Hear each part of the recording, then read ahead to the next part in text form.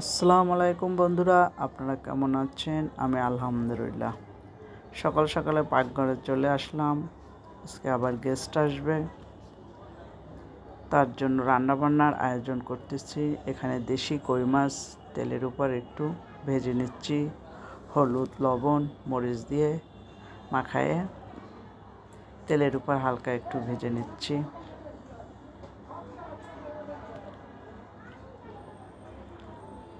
একটা পাশ ভাজা হলে অন্য পাশটা আমি উল্টিয়ে দেব।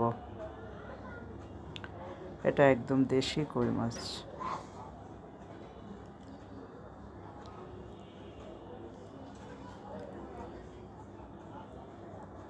তো আইটেম একটু বেশি করে অল্প অল্প করে রান্না করতেছে।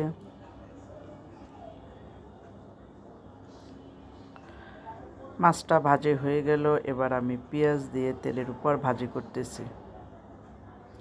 সব মশলা একে একে দিয়ে দিচ্ছি, হলুদ মরিচ লবণ।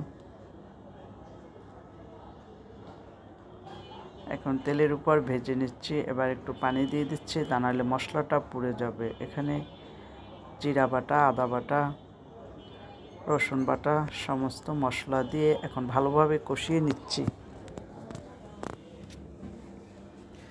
মশলাটা কষানো শেষ হয়ে গেছে, এখন আমি কই মাছটা দিয়ে দিচ্ছি। কই মাছটা ভালোভাবে উল্টাপাল্টা করে একটু কষিয়ে নিয়ে পানি দিয়ে দিচ্ছি।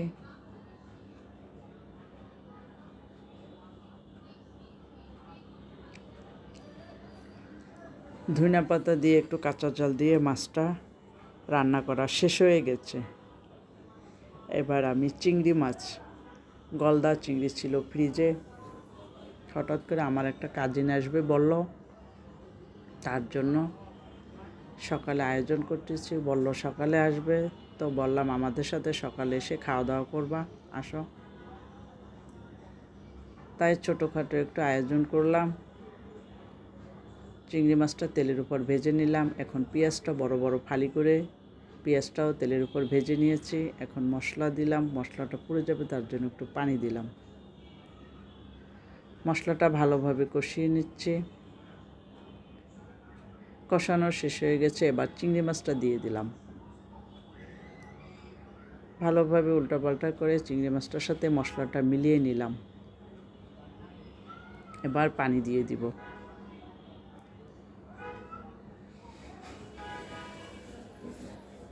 হয়ে গেছে, এখন ধনিয়া পাতা দিয়ে একটু কাঁচা ঝাল দিয়ে উঠিয়ে নিলাম।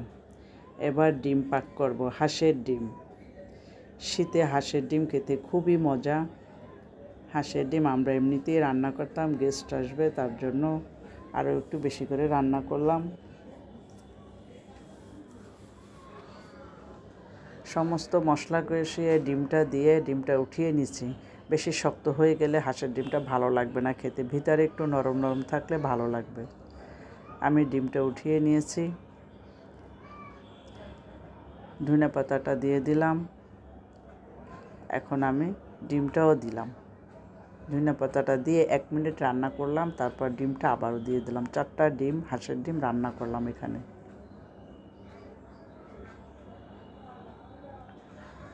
এবার ফালসা মাছ রান্না করতে চলে আসলাম। হলুদ মরিচ লবণ আগে মাখিয়ে রেখে দিয়েছিলাম। এখন একটু তেলের উপর হালকা ভাজি করে নিচ্ছি, নরম মাছ ভেঙে যাবে। আস্তে আস্তে করে উল্টিয়ে দিচ্ছি।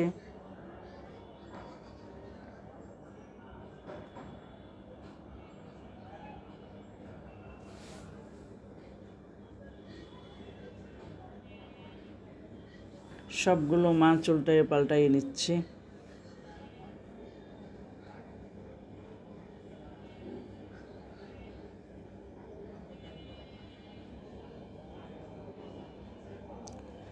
মাছটা ভাজি করা হয়ে গেছে, এখন পেঁয়াজ দিয়ে তেল দিয়ে ভাজি করে নিচ্ছি। পেঁয়াজটা একটু তেলের উপর ভাজি করে নিয়ে এখন হলুদ মরিচ লবণ দিয়ে দিচ্ছি। সবগুলো একে একে করে দেখালে ভিডিও বড় হয়ে যাবে, তার জন্য অল্প অল্প করে দেখাচ্ছি। মশলাটা কষানো হয়ে গেছে, এখন আমি মাছগুলো দিয়ে দিচ্ছি। আস্তে আস্তে করে নাড়া দিতে হবে যাতে ভেঙে না যায়। মাছগুলো খেতে খুবই স্বাদ, ছোটো না বড় না, এই সাইজটা খেতে বেশি স্বাদ। বড় মাছগুলো খেতে এত স্বাদ লাগে না। এবার পানি দিয়ে দিলাম।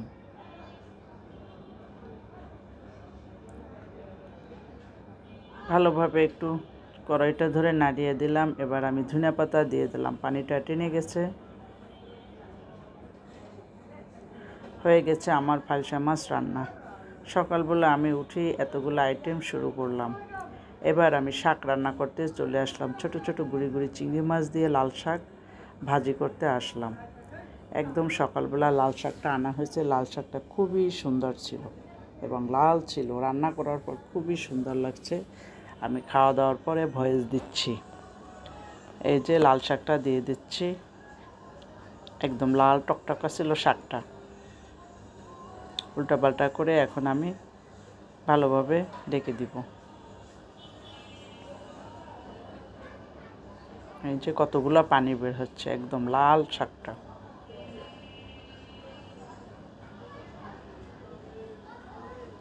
শাকটা হতে থাকুক, এদিকে আমি মাংসটা বসিয়ে দিলাম। দেশি মুরগির মাংস এটা। দেশি মুরগি আগের দিন আমি সব কিছু হলুদ, মরিচ, লবণ, মশলা মাখিয়ে অল্প অল্প করে মাখিয়ে রেখে দিয়েছিলাম ডিপ ফ্রিজে, যেন সকালবেলা আমার কোনো প্রেশার না থাকে। এতগুলো রান্নার ভিতর সকালবেলা সব কিছু আমি পারবো না, তার জন্য আগের দিন সব কিছু করে রাখছি যাতে ঝামেলাটা না হয়। এখন আমি এখানে পেঁয়াজ বাটা, মশলা, বাকি মশলাগুলো দিয়ে দিলাম, তেল দিয়ে দিলাম, দিয়ে ভালোভাবে কষিয়ে নিয়ে মুরগিটা রান্না করে নিলাম। ভালোভাবে কষাচ্ছি এবং উল্টাইয়ে পাল্টাইয়া দিচ্ছি।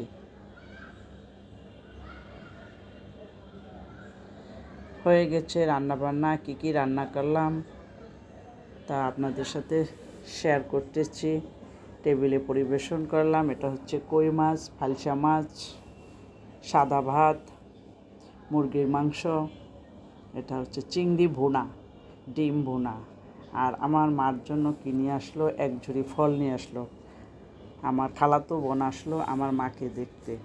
বন্ধুরা সবাই লাইক করবেন, কমেন্ট করবেন, সাবস্ক্রাইব করবেন, বেল বাটনটা অন করে রাখবেন। সবার জন্য ভালোবাসা, অবিরাম। খোদা হাফেজ।